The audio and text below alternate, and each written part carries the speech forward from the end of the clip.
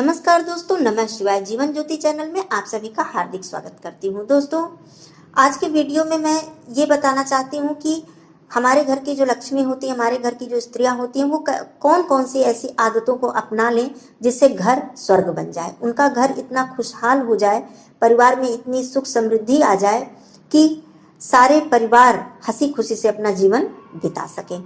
तो यदि घर की महिलाएं, घर की लक्ष्मी इन आदतों को जीवन भर अपना लेती हैं और इन नियमों को मानकर चलती हैं, तो निश्चित मानिए कि धीरे धीरे आप देखेंगे कि उस घर की बरकत, उस घर की खुशहाली, उस घर की सुख समृद्धि को कोई भी रोक नहीं सकता है।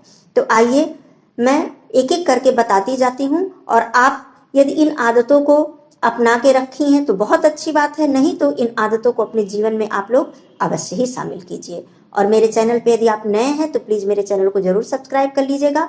मेरी बातों से यदि आप सहमत हैं, मेरा वीडियो पसंद आता है तो लाइक और शेयर जरूर कीजिएगा। कमेंट में नमः शिवाय जरूर लिखिएगा। स्त्रियां क्या करें, घर की जो बहुएं हैं, लक्ष्मी हैं, वो क्या करें।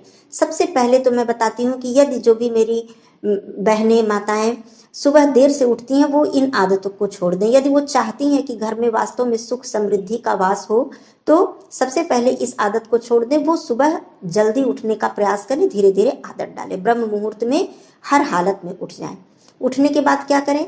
उठने के बाद सबसे पहले यदि उनकी आदत है कि अपना चेहरा शीशे में देखती हैं, बहुत लोगों की ये आदत होती है, तो ये काम करना आज ही से बंद कर दें। अपना चेहरा शीशे में सबसे पहले उठकर बिल्कुल नहीं देखना चाहिए। सबसे पहले क्या करना चाहिए? अपने हथेलियों को देखना चाहिए। यदि मंत्र बोल सकते हैं तो कराग्रे वसति लक्ष्मी, कर मध्य सरस्वती, कर मूले तु गोविंदा, प्रभाते कर दर्शनम। नहीं बोल सकती हैं, कोई बात नहीं, अपने दोनों हथेलियों को आपस में रगड़ के उनका दर्शन कीजिए।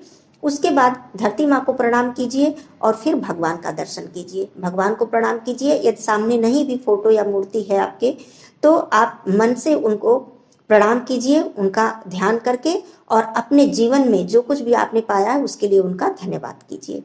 फिर आप उठिए। सबसे पहले घर की लक्ष्मी का जो सबसे पहला कर्तव्य है, नियम है, वो झाड़ू उठाएं।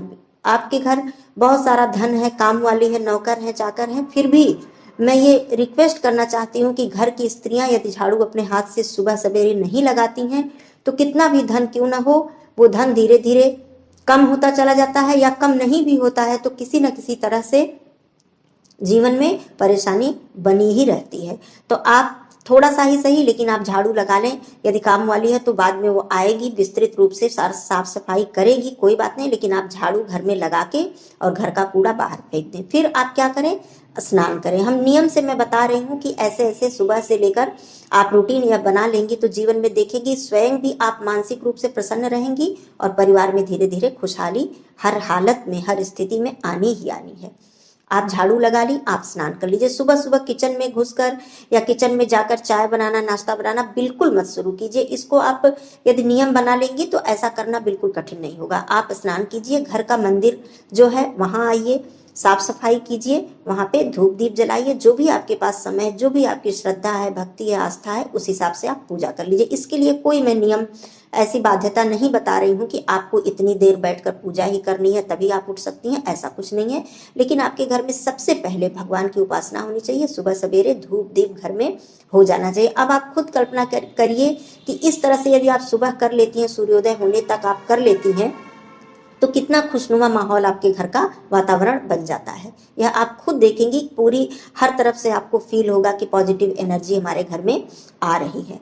ये हो गया। सुबह आप घर में कोई जो संगीत भजन है भगवान का, सुबह सुबह तो खास करके आप भगवान का भजन, जो भी आपको प्रिय भजन है, गीत हैं, वो आप लगा दीजिए, धीरे धीरे चलता रहे। इससे क्या होता है, हमारा मन बहुत ही शांत होता है और एक जगह आके केंद्रित हो जाता है। इधर उधर की फालतू बातें नहीं सोचने में मन में आती हैं हमारे, हम फालतू बातें हमारे दिमाग में बिल्कुल नहीं आती, हमारा ध्यान केंद्रित रहता है। फिर आप रसोई घर में आइए और जो चूल्हा है आपका, गैस चूल्हा है, उसे प्रणाम कीजिए। क्यों कीजिए?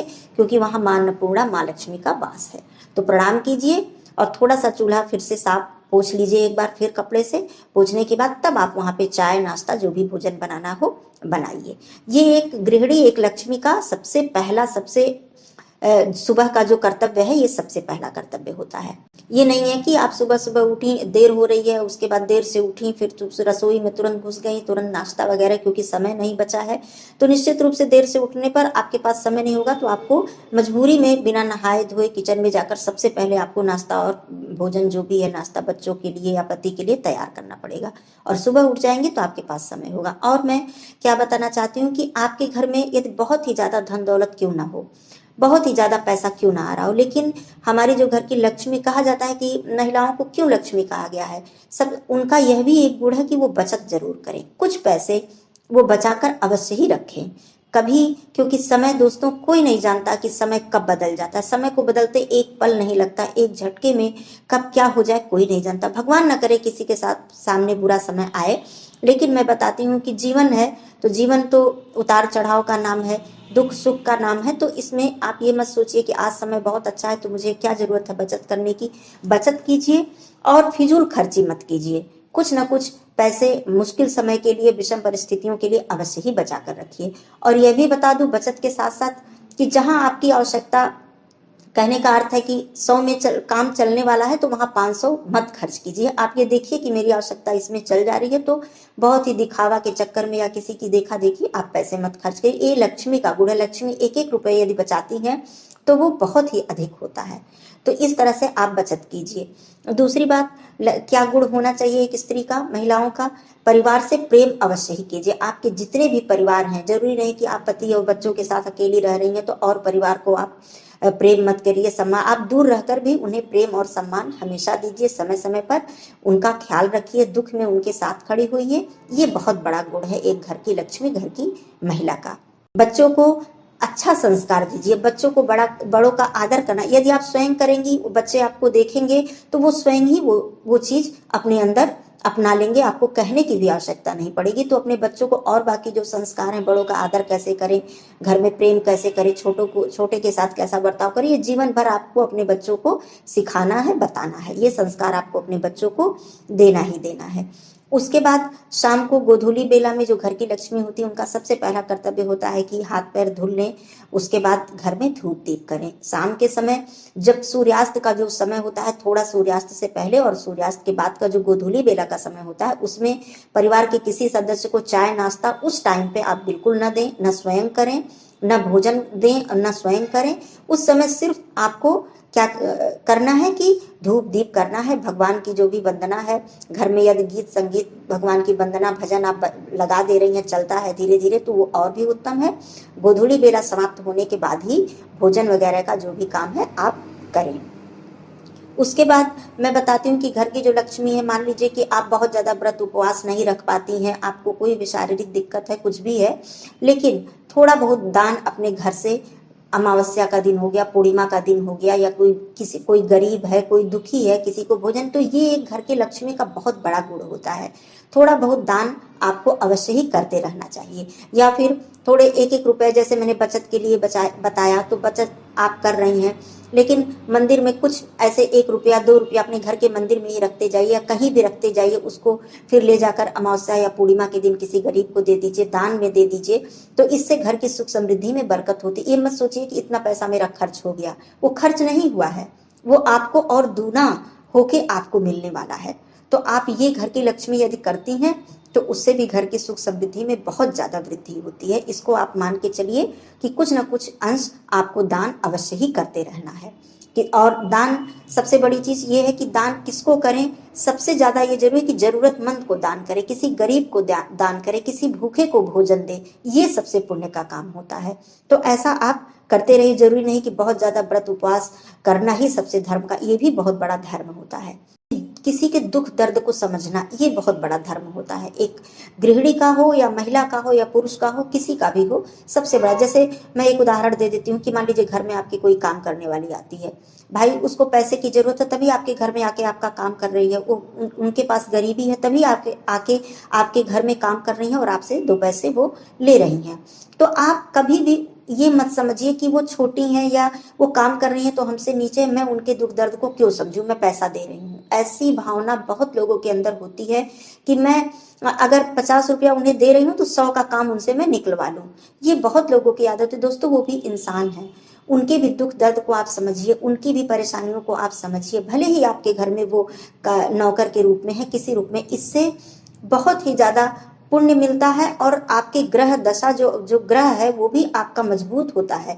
कभी भी अपने से जो छोटे हों, अपने से दुर्बल को कभी भी सताना नहीं चाहिए।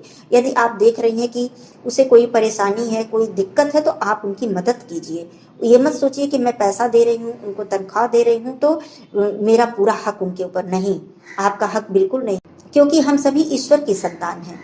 सब पूरा जो हक है हम पे वो सिर्फ भगवान का है। हम कोई नहीं होते हैं किसी को सताने वाले या किसी पर हक जताने वाले। सब अपने अपने कर्म से यहाँ पे आए हैं और अपने अपने कर्म के हिसाब से ही, अपने अपने भाग्य के हिसाब से ही यहाँ पे कर्म कर रहे हैं और उसका फल भोग रहे हैं। तो हमें कभी ऐसा काम नहीं करना चाहिए कि उसका पाप मेरे ऊपर लगे और हम उस पाप से दुखी रहें। तो आप उनके भी दुख दर्द को समझिए, उनके कष्ट उनके पर, और फिर देखिए कि वो कितनी इज्जत सम्मान आपको देंगे, क्योंकि आप इस तरह से जब उनके दुख दर्द को समझेंगे तो निश्चित रूप से वो आपको सम्मान देंगे। तो ये महिलाओं के कुछ ऐसे गुण थे, अगर इन्हें आप जीवन भर अपना के चलती हैं, अपना लेते, तो देखिए आपका घर किस तरह से खुशहाल और किस तरह से आपका घर एक स्वर्ग बन जाता है और पूरे परिवार का प्रेम आपको मिलेगा। आपके छोटे आपका आदर करेंगे, आपके जो बड़े हैं आपको प्रेम देंगे और आप स्वयं कितनी खुशहाल रहेंगी ये आप आजमा के देख लीजिए, इसमें कोई भी दो राय नहीं है। तो दोस्तों, यदि मेरी बातें आपको अच्छी लगी हो, मेरी बातों से यदि आप सहमत हों, तो एक लाइक जरूर कर दीजिएगा, कमेंट में नमः शिवाय जरूर लिखिएगा। फिर मिलती हूँ कुछ और बातों के साथ, तब तक के लिए धन्यवाद। नमः शिवाय।